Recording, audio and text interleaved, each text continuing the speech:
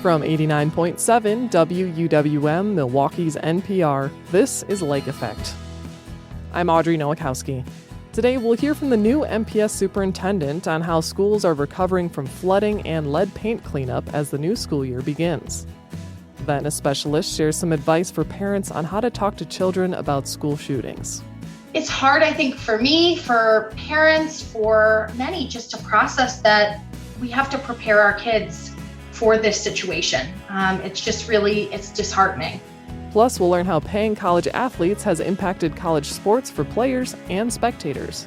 Every football player that comes in, part of the equation is like what's available to me NIL-wise. And you're not just talking about like playing time. You're not just talking about development getting to the NFL. There's also the aspect of how much money is available for all these athletes. All that's coming up on Lake Effect. But first, here are today's headlines. This is Lake Effect from 89.7 WUWM, Milwaukee's NPR. I'm Audrey Nowakowski. Thanks for joining us. It's the first day of school for many Milwaukee area students, and it was a long road to get here. 50 elementary schools in the Milwaukee Public School District were cleaned and painted this summer to cover and remove toxic lead paint. Then, just 3 weeks before the start of the school year, 24 campuses were damaged during historic rainfall and flooding. Dr. Brenda Caselius is the superintendent of MPS. She was featured in this month's issue of Milwaukee Magazine. Dr. Caselius started the job in March and joins WUWM education reporter Catherine Kokel to talk about the start to her first full school year here in Milwaukee. So it's kind of unusual to start a conversation like this with a question not directly about kids. But I think that the condition of our school buildings will directly impact students. So what's the latest on the flooding damage in MPS campuses? Yeah, so as you know, we were already stabilizing lead paint within our schools. And so our crews have been in there working around the clock to stabilize lead painting. And then all of a sudden, we had this historic flood in Milwaukee. And that became quite a challenge in around 24 of our schools. We were immediately going in and assessing the damage. We had about 4 schools that were damaged a little bit more than the others. The rest were just a little bit here or there that we could mop up and get fixed. But we have 2 schools that were significantly damaged. That's Obama School and Riverside School. And so our crews were in there drying it out and doing all of the corrections that needed to happen. And are those ready to go today? They are ready to go. However, at those 2 schools, they may need to relocate some classrooms. There's plenty of space in the building for that to happen. New technology is going to have to be purchased for Riverside. They lost a whole tech lab, for instance. That is going to be a challenge and quite expensive to replace. Wow, nothing like a last-minute kind of curveball at the end of the summer, right before school. You mentioned this, but you ended the school year last year promising that by today, teams would have addressed and cleaned up the toxic lead paint in all MPS schools built before 1950. I think that's around 50 schools. Did that happen? That did happen, and we are so proud of our team that really rallied, our partner JCP that came in and helped us get enough painters. We had so many crews working around the clock to get the painting done, stabilize the painting. Now, I'll have to say some of our walls might look a little spotted, but we'll go back and do all those cosmetic improvements throughout the year. But we wanted to first put safety as our top priority and make sure that we were able to get all of the lead stabilized prior to school start. Okay. And the plan now is to address the schools built between 1950 and 1978, right? That's correct. So we'll have all of our schools done by the end of this calendar year and hopefully be able to put this behind us. And then we put in $16 million investing into additional custodial workers, painters, plasters, electricians, plumbers, to make sure that we have the crew ready to go and to maintain our facilities and keep them clean. And then we'll have a monitoring program with the Milwaukee Department of Health, who will come in and regularly test our school sites so that we're making sure that we are keeping them safe and clean for our students and all of our staff.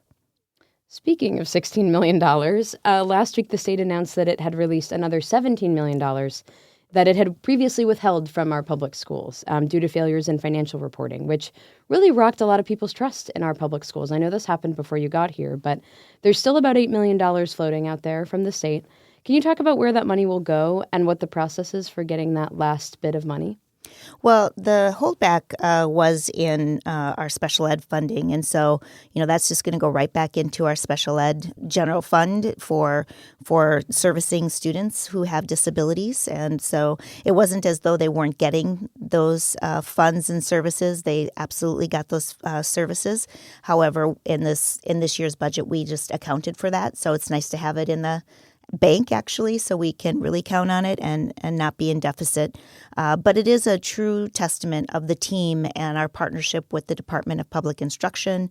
And we have been working with MGT, an external project management firm, to really begin to look at the control environment within our finances so that we can win back the trust of the public and make sure that we're meeting deadlines, that the state is getting the information accurately, that both systems are speaking seamlessly to one another. And that's the system that we are building right now. We got $16 million a week or so ago, another $17 million this week. And we're just really excited about this progress that we're making and that it was recognized by the department such that we will no longer be in corrective action, and we have a plan in order to move forward that they have approved, which was why they released the $17 million, and the $8 million will be released shortly after this broadcast because we have provided all of the documents that we needed to our auditor, and the auditor then will issue their final audit sometime mid-September. So just for those keeping track at home, there's about $33 million that have been released to the school district this summer as a result of rectifying these financial reporting failures. And then there's still another $8 million that should be coming in the next couple of days, right? That's right. I would say probably the next week or so. Okay, gotcha. As students go back to school today, some will see changes regarding who's in front of the classroom, right? You moved 181 people out of jobs that were previously assigned to the central office, although people didn't necessarily work in the central office. You called that move accessing their jobs last school year. But the teachers union has reported that this move resulted in a few positions where fully licensed teachers were actually replaced by employees whose licenses had stipulations. These types of licenses used to be called emergency licenses. How do you respond to that? Yeah, so there are a handful of teachers that we're looking into to make sure that, out of the nearly 150 teachers who were accessed, about 30 went into the classroom. And so we're really proud of that we were able to get that number of teachers to go back into the classroom. And then there are just a handful, I think it's 3 teachers who have had some licensing issues that we need to get to the bottom of and resolve. And so we're doing that work now in collaboration with the union. Yeah. Some of those jobs that were accessed, though, were literacy coaches. I mean, this is a core tenet of one of your goals as the superintendent is to increase literacy rates. So how does moving those jobs into teaching positions still accomplish that goal? So our focus this year is to ensure that there's a permanent licensed teacher in every single classroom. When you have 30 students in a classroom with a substitute teacher or a permitted teacher, no amount of coaching is going to help that situation without having a permanent licensed teacher. So we're taking a focus with our literacy on Tier 1 instruction. That means the child's first teacher and teacher of record is the teacher who has to have the skill set in order to deliver. And the literacy coaches who were at the district office are experts in their area. And we felt as though they would be better placed within the classroom, serving those students in a permanent manner. We also do still have coaches and folks who are at central office who are licensed teachers who are supporting our teachers out in the field, new teacher mentors, literacy coaches. So we didn't get rid of the whole entire unit. We just made reductions in the area. Okay. Totally different topic. You were pretty incensed last spring, I would say, at a school board meeting when you shared with the community that more than 41 students died last year. I'm sure that number has ticked up because we had this conversation in May. About 20 of those student deaths were gun-related. That was the data that we had at the time. That is an unfathomable number, right? For anyone who works in and around children, losing almost 50 students in a school year is unbelievable to imagine. So you've kind of taken some steps on this. How do you plan to make students safer in the community? Because these deaths obviously occurred outside of school. How do you address student safety when this violence and these problems are happening outside of the school doors? It is devastating, and it's needless tragedies that are happening to our children as young as 4 years old, So I think that I was really shocked by the frequency that I was seeing each week of the number of deaths that were coming across my desk for children to gun violence. We've seen some of that stave off this summer, but there have been deaths this summer, which is unfortunate. And those families, I can only imagine how tragic it is for them. So the thing that I'm doing is working with MPD, working with the mayor's office, working with partners across violence interrupters, et cetera, our own parent coordinators, making sure that our social workers, et cetera, have the information to be able to help families understand that they should lock up their weapons and guns, giving out gun locks to our families and making sure that they have that, making sure our students understand the dangers of handling weapons that may or may not be loaded, and all that risk brings and that risky behavior. So doing that prevention work and just making sure that whatever we can leverage in terms of my call to action, my advocacy, lifting and using, the microphone to be able to share this really important message is that our children are precious and we need to make sure that they're not put in harm's way in any circumstance. Certainly, none of the students had, died of gun violence in our schools, but I feel responsible for the entire community and to do my part as best that I possibly can to elevate this issue and make sure that we're all working in a coordinated way to ensure that we have fewer deaths, if not no deaths this school year. Gun violence, It's a goal that I think everybody can get behind, right? Listeners might remember that you started in March. So this is the start of your first full school year as superintendent. You kind of picked up in the middle of a lot last spring. What are your top 2 or 3 goals going into the school year? More sleep. Yes. Makes sense. But really, we have 3 big rocks that we want to push this year. And the first one is to create safe and welcoming schools. We just talked about that. So it's how do we reach our families and really ensure that they feel welcomed, make sure that our students feel welcomed, make sure that our schools are safe. So that's the first one. The second one is making sure that students are reading at grade level. We'll have a huge push this year. We're already this summer, we've been doing a lot of professional development for our teachers to make sure that they have the materials and know how to use the materials and are trained for foundational literacy, not just for our emerging readers, but also for our students who are non-readers right now to make sure that they have the skills to catch up. And then thirdly, we are looking at operational excellence. Obviously, the governor's audit came through showing that we had significant work to do within the central office, not only with building trust outside of the department, but also, within the district and how we work with one another, how we respect one another, and the control environment of the standard ways that we do our work and the processes and how we do our work. And the service and customer service that we provide to our community and to our families, to our students, to our educators and our school leaders, et cetera. And so I did some restructuring early on in the year so that we could be better positioned to focus on all 3 of these things: academic excellence, operational excellence, and safety and security.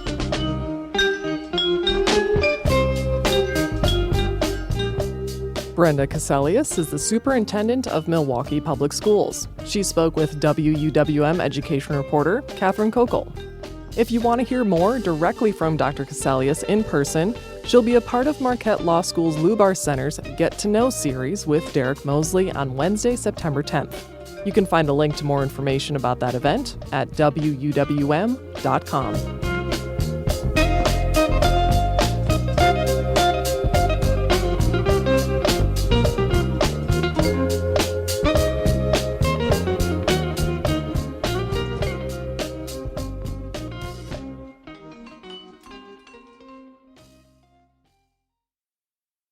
Two children died in a mass shooting in Minneapolis last week. They, along with other children and worshipers, were attending a mass to mark the first week of school when the shooter opened fire through a window. Many parents are having to find ways to talk with their kids about what's happening with gun violence, particularly inside schools. Dr. Jenny Walzak is the Clinical Director of Mental and Behavioral Health at Children's Wisconsin. She joins Lake Effect's Joy Powers to share ways to approach the subject and help kids handle the anxiety and fear around school shootings. When it comes to the issue of school shootings, have parents talked to you about the kinds of things that they're hearing from their kids? I mean, you have 2 kids as well, but they're little young. I'm guessing one is probably in school. Yes. Parents are concerned about safety. Parents are concerned about how much to share with their children about these school shootings, how to prepare their children but not scare them, and then how to deal with the fallout of this most recent school shooting and how to talk to their kids about it. And so a lot of that too, it really depends on the age of the child. So, as you mentioned, Joy, I have 2 young children who generally do not have any exposure to this. But for school-age kids who may have more exposure via social media or TV, or it was talked about at school, this is a real reality for parents right now to figure out, what am I going to do? How am I going to handle this? The advice I give parents are, start with where your child is at. So find out what they know. Ask them what they've heard, what their fears are, what their questions are, just so you can get that pulse before you dive in and start giving them more information than they need, because we don't want to give them information that is going to alarm them or make them more anxious than they already are. So it's really starting that conversation with just asking your kid what they've heard, and then kind of taking that conversation from there to provide more information, to clarify information. So they may have heard something that is completely incorrect. As you say, children are going to have varying levels of exposure to this issue. Is there an age that is simply too young to talk about this? Or, do you find that out through asking them questions, getting kind of where they're at right now? How do you navigate these very difficult conversations, even for adults to have, with young children who might not, and probably don't, understand the nuances of these conversations? So there is not a hard and fast rule around age. You can look at a 5-year-old and you may have a more developmentally advanced 5-year-old, or a 5-year-old who's a little bit more on the, the socially immature side of things. And so parents know their kids best. I think a lot of this plays into values too, Joy, and what a family feels is right and what is important to them in terms of having this conversation when they're navigating it with young children. Some parents feel like it's important to bring this up in a child-focused way. We don't want to be explaining details and things that a 5-year-old or younger child is just not going to understand, or that they need to know, because they're not going to developmentally be able to process that information. But some families feel it's important to talk about these, and they maybe take the approach of talking about safety and how to be safe at school and how to keep yourself safe, talking about fears. And so maybe some things that the child fears, and problem solving. Well, what could you do if that's your fear? How could you handle that? And having the parent work through that with the child. It goes back to, the parent knows their child best. What's important to the parent in terms of either providing or choosing not to provide that information. And I think there's not a right or wrong answer there. Inside of that, you talked about safety. And one of the challenges that I think a lot of us are having, even in our own internal dialogues, is this issue of the illusion of safety and trying to, convince ourselves that we have some kind of control over situations that, over the last couple decades, it's become increasingly clear we have very little control over. How do we empower children in a situation where many of us feel powerless? Yeah, it's so difficult, because even as we, and I referenced earlier talking to, having this conversation with your child, part of what you want to put forward in that conversation is, reassurance that they're safe. And that's really hard to do right now because I think many adults, probably many children, don't feel safe right now. But we know that in traumatic situations, having a resilient adult who can help provide that sense of safety to the child is critical. And so we have to, before we, as adults, go into these conversations or talk to kids, we do need to kind of check ourselves, check our feelings, our own anxiety, and think about how can we give this child some concrete information and things that they can do if they're not feeling safe. Really hard to do. With the school shooting, I think two things that parents can do is one, reassure the child that people in our community, people in their school are looking to this event that occurred to figure out what they can learn to make their school that much safer. I think the second thing that parents can do is, unfortunately, have the conversation around many schools are doing intruder drills, just like we prepare for fire drills or if there were an earthquake. And so talk to your kid about that experience. What's it like when you do an active intruder drill? What do you learn? What are you supposed to do? And reinforcing that information with them. Part of it is also reminding them that these events are rare. Although right now it does not feel rare and it's all over the media and it feels like this pile-on of multiple events that we've seen happen across our country, they're still rare. And so reminding them of that piece and then helping them know that they do have the tools because they're teaching them in school what to do. You can reinforce those things at home should this happen. It's hard, I think, for me, for parents, for many, just to process that we have to prepare our kids for this situation. It's disheartening. It's a conversation we've been having for about 2 decades at least. And we're having this larger conversation of, yes, trying to make schools safer. And so I think for a younger child having these conversations, I think that will be enough to kind of persuade them, okay, I'm going to feel safe. But when you have an older child, when you have even a child who's in middle school, in high school, I wonder if that's going to be enough in how we discuss these issues with children who are older. How do we deal with these kind of deeper questions that older children will have? Yeah, and that is a tough spot to be in because an older child is able to process and understand what they're seeing. They're watching the news, they're hearing their parents talk, they're hearing the other kids at school talk about this. So this is really a reality. I think adults can really try to get to what is the fear for that teen and trying to understand what they fear, what they're worried about is going to happen, and then trying to help them work through that anxiety. Because we can't take this away, right? We're not going to take away the active shooter drills. There are many larger things that are going to need to happen, I think, before we can, say that this is never going to happen again, if that will ever be a reality. But I think unpacking what that fear is and then helping your kid cope with that anxiety.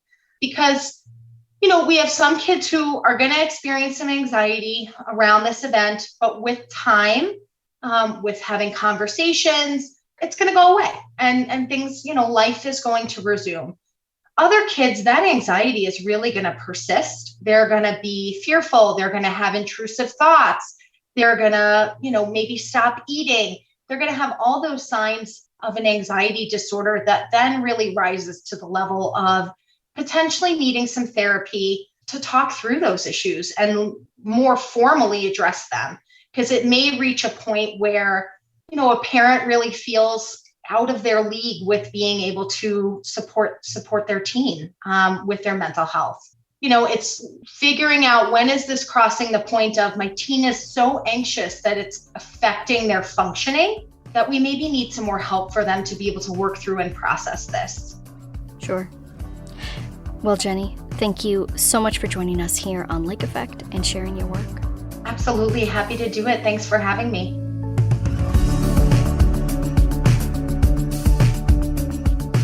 Dr. Jenny Walzak is the Clinical Director of Mental and Behavioral Health at Children's Wisconsin. She spoke with Lake Effect's Joy Powers in 2022. Did you know you can listen to Lake Effect as a podcast? Search for Lake Effect wherever you get your podcast to download and listen to us on demand. Coming up next, we'll learn how rule changes around paying college athletes have impacted college sports for players and spectators. That's coming up on Lake Effect on WUWM.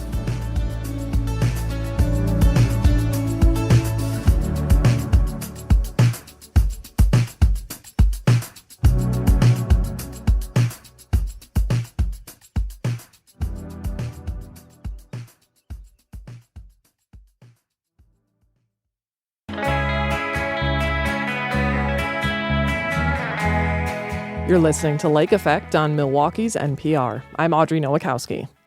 The college football season is now underway, sparking up new conversations about NIL. NIL money, or paying college athletes to use their name, image, and likeness, has changed the landscape across all college sports, including right here in Wisconsin at UW-Madison and other state schools. WUWM's Jimmy Gutierrez talks with Wisconsin State Journal's Colton Bartholomew about NIL's impact, and he begins by explaining how we got here.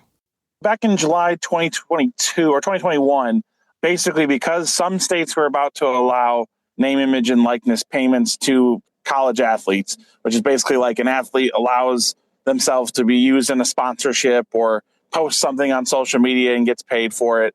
So the NCAA came in and said, okay, no, everybody gets to have an NIL opportunities, came up with kind of a blanket thing. And then if your state had laws that governed it, that's what you had to go by. But if not, then your school had to set them.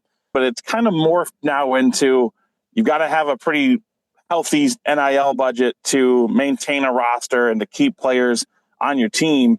And when you look at Wisconsin in particular, it's kind of become a situation where I'll stick to football, but every football player that comes in, part of the equation is like what's available to me NIL wise. And you're not just talking about like playing time. You're not just talking about development getting to the NFL. There's also the aspect of how much money is available for all these athletes. And there's so many different things you have to unwrap with it because you've got the fact that these are mostly public schools. Where is this money coming from the private donors? And I think the toughest thing for these schools and these coaches to have to deal with is that the rules seem to change every 6-7 months, where something that wasn't allowed 6 months ago becomes allowed or, goes the other way.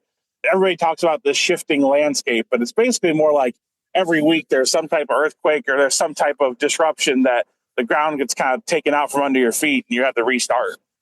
All right. So we're talking about players getting paid. Who is paying the players? Who exactly is it that's paying the players?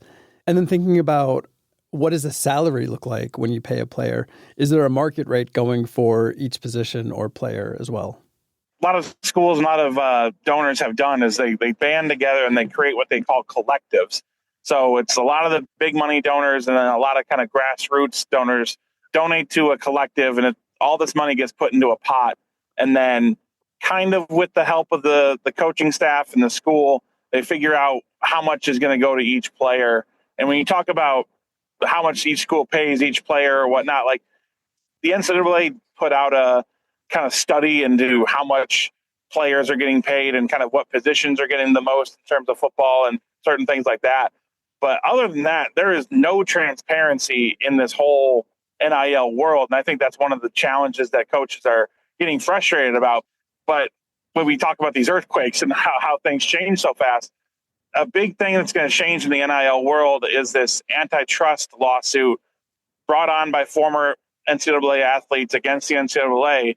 Schools are going to have a pool of money, roughly about $21 million, that they're going to be able to distribute directly from the school to the athlete going forward. So the NIL world is going to change quite a bit. There's still going to be that NIL piece of it where athletes are sponsoring things and are getting money on top of what the school gives them directly, but you maybe finally feel like you got something settled or you've got a system, and then something like this antitrust suit settlement is going to come in and completely change everybody's system. Is that $21 million for every school? Because that feels like a big number for some of these smaller D1 schools that may not have the same infrastructure as, say, Wisconsin.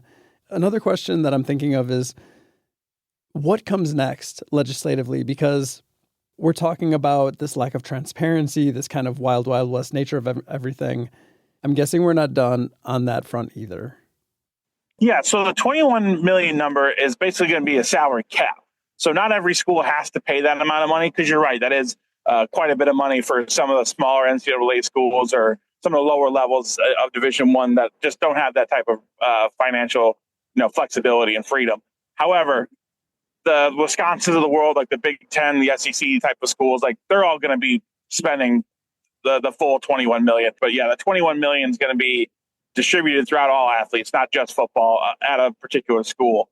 But to your other question about, how this is going to get regulated and what needs to happen, the NCAA really, since the end of 2020, when NIL state laws started popping up and they kind of saw where this was going, they've been begging Congress to come up with some type of nationwide legislation. And the tough part about that is the entire Congress, so many of them just aren't really tied to college football or college sports, and they don't have a whole lot of knowledge. But then every time that one bill takes a step forward, then another one gets introduced. That's kind of the tough part about asking Congress for help, is like, this isn't the most efficient governing body either. Does NIL apply to all sports, all college sports as well? Because I remember seeing something about the Wisconsin women's volleyball team just losing a stud defender. So curious who this applies to, which sports and which schools. Oh, yeah, absolutely. NIL applies to all college sports. And it's not even just Division I. It's all the way, up and down Division I, 2, and 3 in the NCAA. It's all college sports, or I should say all NCAA sports. It's football and men's basketball are at the top of the table in terms of the spend. And obviously, because there's a lot more football players, it's a higher spend there. But, volleyball is a good example here at Wisconsin. Yeah, that's a big consideration. And I think volleyball and women's basketball are probably the top two NIL spends in terms of women's sports in the NCAA, in part because of the two highest spectator sports. It kind of circumvents Title IX because it's third parties deciding who gets paid and how much, but then the school is also a little bit involved because it's facilitating the conversation between the collective of the donors and then the athlete. So it's a murky water that I don't think the NCAA has really had to completely answer yet. College sports would not be what they are without fans. The NCAA, the year after the pandemic, was a $1 billion business and has continued to increase revenue since that point. Coaches in multiple different sports are bringing home multi-million-dollar salaries. There's been a conversation for a while about paying college players professionally for creating these very professional revenues and who is benefiting from them. But with the introduction of NIL, it also feels like it's not just the schools and players who are having a tough time adjusting, but also the fans. And you'd been covering the Badgers for a couple of years, and I just want to read some of the comments from fans that I thought particularly stood out and provided a lens to where they are on what's happening in college athletics. Okay, so one was, USA has become Greed Inc. from top to bottom. Another was pretty direct, NIL is ruining college sports. Another one was, 10 years from now, no one will be attending college football games or basketball games. Mark my words.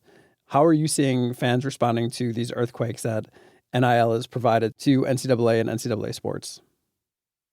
Yeah, I think I'm going to speak in generalities here because I don't know what the exact stats are. But I think in general, the wave kind of turned in about 2018, 2019, that a lot of people agreed with the idea that college athletes should be probably paid in some capacity on top of their scholarship because of the amount of revenue that was coming in. You mentioned just how big of these industries were getting in terms of college football, college basketball, and the TV deals that continue to pile up money for these schools. And NIL was an answer for that, right? That's a way to create some revenue for college athletes. But I think what's happening now is, and this is a confluence with the transfer portal becoming wide open, and combine it with NIL, that's when you get all the tampering and you get all the, I can get paid more at school X, so I'm going to leave the school I'm at now. And that's where I think the fans are really starting to lose some of the passion they once had, because that was one of the unique things of college sports was you came in They watched you grow as a freshman, sophomore. Maybe you start playing more in that sophomore year. And then by the time you're a senior, you're a guy that they've known for 6-7 years of their lives, and they're watching you perform and rooting you on. The Badgers, I'll just use them as an example, 20 to 25% of their roster year in, year out right now has been transfers. So there's just not that same type of connection between the player and the fan that used to exist in college sports. I know we've talked about the collective and these private donors coming together to help direct funds and pay players, which is still a bit confusing, but I'm just curious, as a whole, how are you seeing Wisconsin set up to move forward in the NIL era? There's a varsity collective. That's what the pool of Wisconsin donors is called. And from what the NCAA released, I think it was in November, they released some estimates of how funded each collective was for the top, I think it was 75 schools. And Wisconsin was right. It was kind of in the middle, toward the bottom of the middle. I think they're set up okay. I think they've got an adequate structure. I think the biggest part is there's a model in college sports where it's like you have this really, really rich donor and they kind of fund all this stuff. They put their names in a bunch of buildings, and Ted Kellner has been that guy for Wisconsin for a long time. I don't think there's enough of that group that Wisconsin's going to be able to just continue to hit them up for money every time they need a quarterback or a point guard or whatever it ends up being. So I think they're going to have to continue to try to expand their donor base and expand their relations. I think the $21 million salary cap or the direct payment to players is going to help quite a bit, because I think you're going to not have such a turnover of the middle of your roster every year because of NIL and opportunities in that way. But I think in general, Wisconsin's at an adequate point. I think with NIL and the structure that they have and how they're going about it is something that they, as a entire athletic department and collective, need to improve. Whether that's just raising more money or trying to be a little bit more out there with what they're doing. Because I think one of the things that Wisconsin is trying to balance is that fan turnoff that we talked about.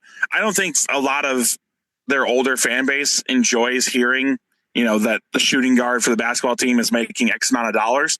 But the problem is the younger fan and the next shooting guard or next point guard, next star athlete that you're trying to get out of high school, they want to know these things, and they don't mind seeing it out in the press before they're getting recruited and start hearing numbers for real. So I think that's a really tough water for them to navigate, because they need the older fan, because that's typically who's in the stadiums and who's still coming to games and then donating the money. And that's a massive portion of what they need. But then they also need to increase that donor base and increase kind of their vision. So that's a big challenge coming up for Chris McIntosh and the athletic department, is how they kind of thread that needle without losing the older fan base that they still need, but then still trying to increase that donor base and increase the amount of people that, know Wisconsin's trying to be competitive, at least in this world.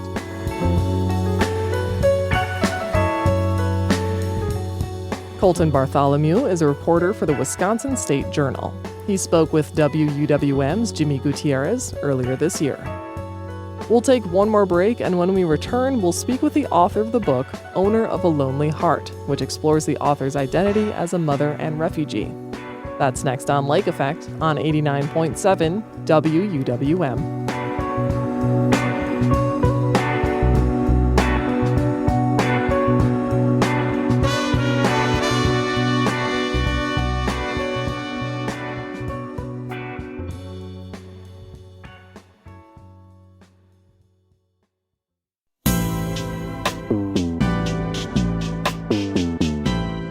You're listening to Lake Effect on 89.7 WUWM. I'm Audrey Nowakowski.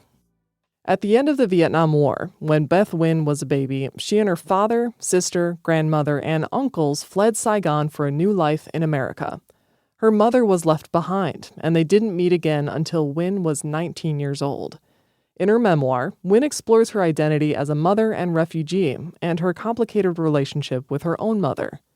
Owner of a Lonely Heart recalls Nguyen's childhood in Grand Rapids, Michigan, meetings with her mother over the years, and eventually becoming a parent herself. She joins Lena Tran to talk about the book. At the beginning of your book, you write that when you became a mother, you became a refugee. And I'm wondering if you could explain what that meant to you. Yes. So in the book, I talk about how becoming a mother made me rethink what it meant to be a refugee. And I think that was because the concept of motherhood was so big to me, so weighty. It's a concept that everybody kind of projects their own ideas and expectations onto.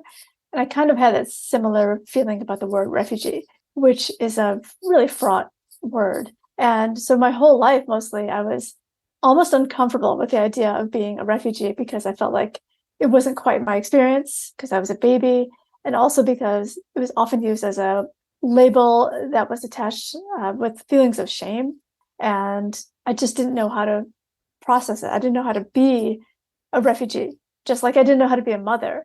And so becoming a mom in that way made me really think about what these words mean and what it means to inhabit them and make them our own. Yeah. Do you remember when refugee, like as an identity, entered your consciousness? Because obviously it's not something that kids, would be really aware of. And I'm not sure it's something that maybe even family members would be aware of as they came to the United States. I actually distinctly remember learning about being a refugee because of the Tom Petty song, Don't Have to Live Like a Refugee.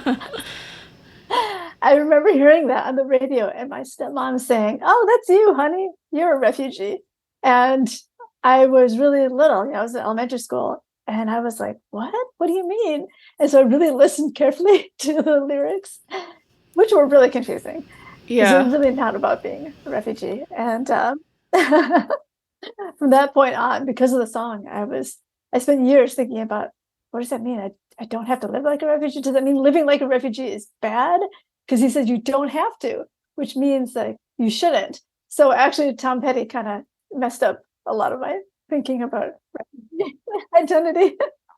But I still love him. Still love him. Yeah, sure. There's this moment where you're taking your children to see your mother for the first time in Boston, and you tell them the story of how your family left Vietnam and how your mother stayed behind, and you kind of realize like, oh, I'm doing the same thing that my dad and my stepmom or mom did growing up, which is like just not talking about things or, creating silences because it's easier. I'm curious, like, what compelled you to write against it and take on this monumental task of writing something like this that is the opposite of just silence, which is so easy.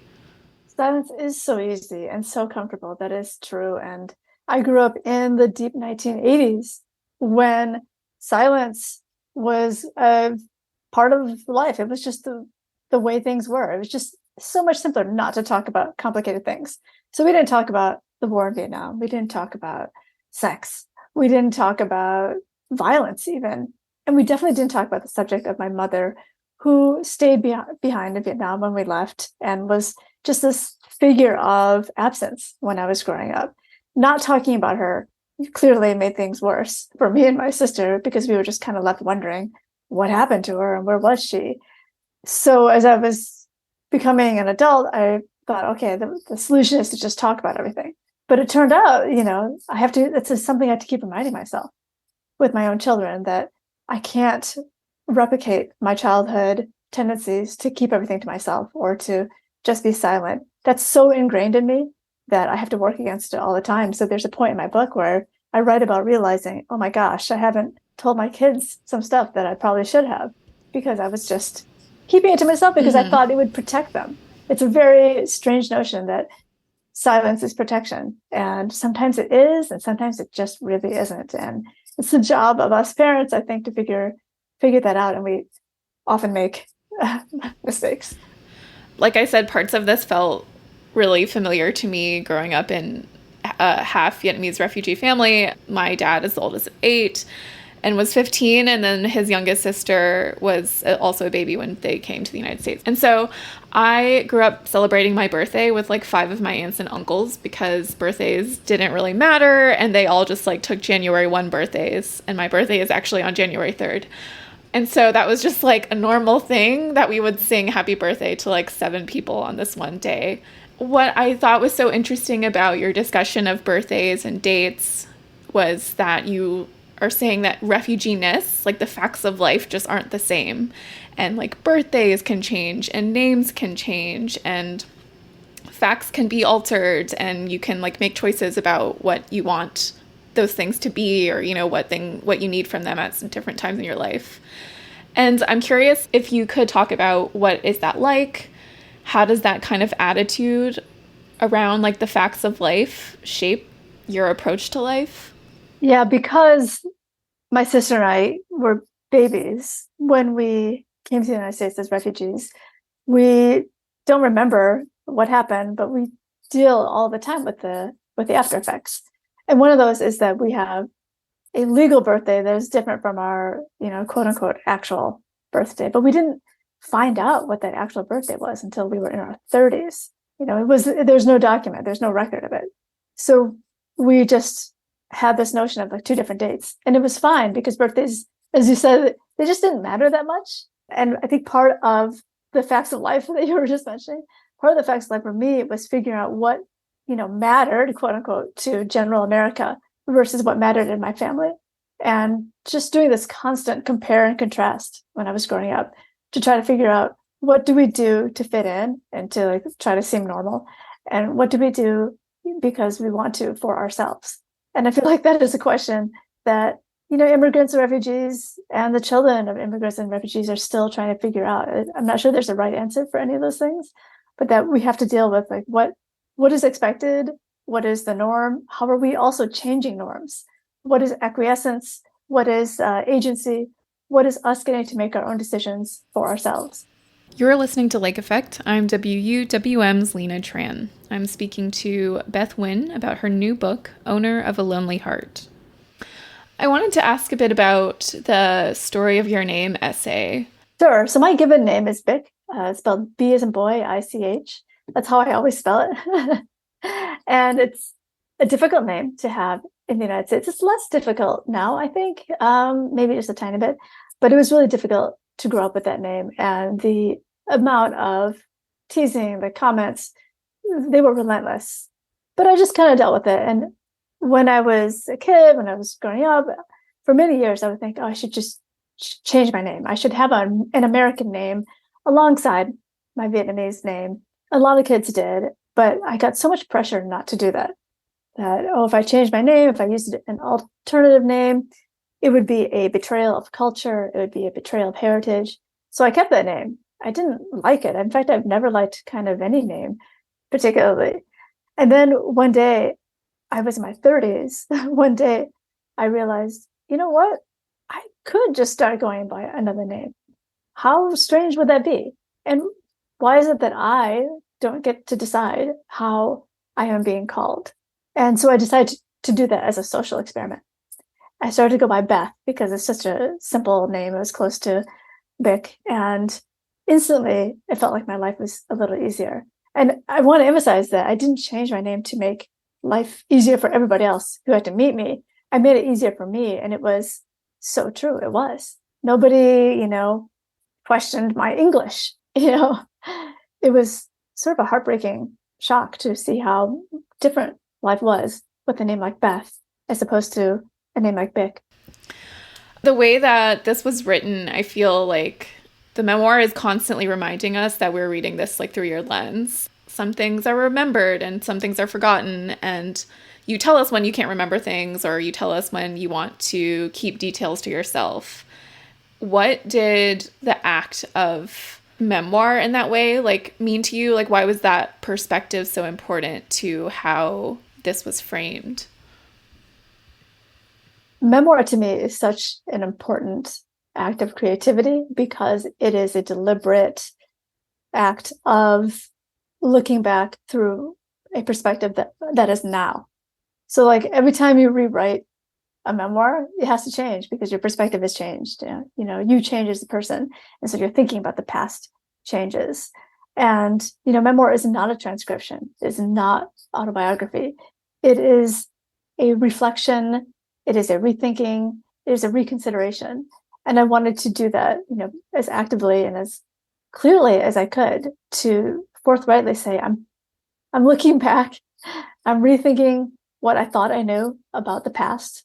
I'm rethinking what I thought I knew about my mother, about my relationship with my mother, and, looking back from the perspective of now as somebody who's gone through so much more, than I had 15, 20 years ago, to figure out what I think I understand.